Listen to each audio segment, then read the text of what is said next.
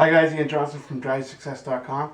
Today we're going to talk about something that I always seem to come across with a lot of my customers, and that is the misconception that low inventory equals low costs. Okay, and I whenever I'm working with a customer, I'm always trying to explain to them that low inventory rarely, if ever, means that the company is not incurring costs. So today I'm going to show you why that is. But first, let's take a look at what are the main costs of inventory. Most companies immediately associate inventory holding costs with being the main cost of inventory, and that includes the cost of holding inventory without sales. So when you hold inventory without sales, you're incurring financing costs. You run the risk of obsolescence and damage and all these other things.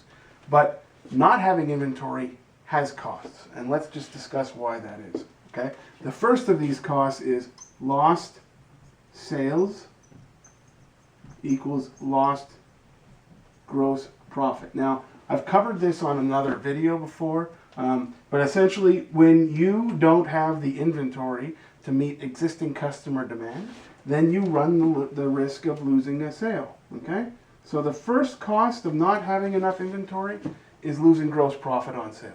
Okay, but what happens if you actually lose a customer? Okay, that's even a worse cost. So you lose a customer. Okay? If your customer has a choice between buying from you or buying from your vendor, buying from you because you don't have the inventory and buying from a vendor who does have the inventory, they're not going to wait for you to get it. They're going to go out and buy from your competitor. So the worst case scenario is lost customer. Okay? So the first main cost driver of having low inventory is lost sales. Now let's say you've committed yourself to not letting this happen. Let's say you've committed yourself to not losing the gross profit and to not losing the customer. Okay? So what do you do then? Well, you're going to call up your supplier and you're going to say, listen, it's really important, you got to rush me some parts. So your supplier is going to say, sure, no problem, I'll rush you some parts.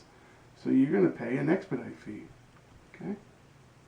The supplier is basically going to tell you, I'm more than happy to help you, but in order to jump to the head of the line, you're going to have to pay an expedite fee. Is that going to cost you more? Yep. It's going to cost you more. So you're going to pay an expedite fee to get parts, to jump to the head of the line.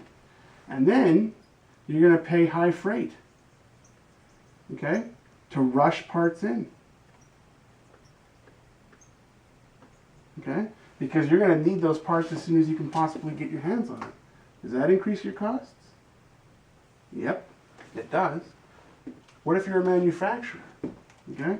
If you're a manufacturer, now you got to pay your guys overtime or time and a half. Does that cost you extra? Of course it does.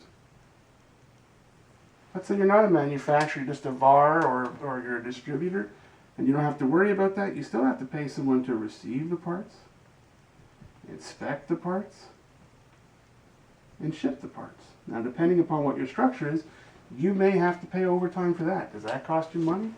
Yes, again, it does. But finally, another cost is if you want to salvage that customer relationship and you're late and you had to have these parts but you didn't, you're going to pay an expedite freight cost. Okay? Because if you're late for your customer, you can be rest assured that you're going to have to cover that cost of freight. Here's another cost. Okay? In fact, you've got two costs here of freight. You paid to rush them into your warehouse so that you could have them ready for your customer, and then you paid to get them out to your customer. Now, why don't companies track these two costs? Why aren't companies aware that low inventory equals, doesn't equal low cost? Why aren't they aware of this? Number one, they don't track lost sales. Okay? Companies aren't typically proactive enough to track the lost gross profit and these type of things until it's too late. And the second thing is, these second areas, or the second area here, is usually lumped into what is called a freight bucket. Okay? So what they do is, they apply it to a miscellaneous freight cost. And that's because they just don't have the internal mechanism to track these costs back to the actual product being sold. Okay? So low inventory does not equal low costs. Number one, you're incurring lost sales. You're going to lose gross profit. You could lose a customer. Okay? If you're committed to not letting this happen, you're going to incur expedite fee to get parts into your warehouse. You're going to pay a higher per unit freight cost to get parts in.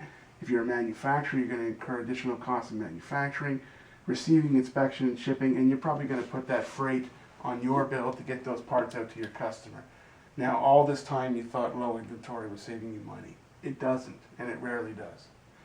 It doesn't when you track the lost sales that happen from not having inventory, and when you track the results of trying to get parts into your warehouse.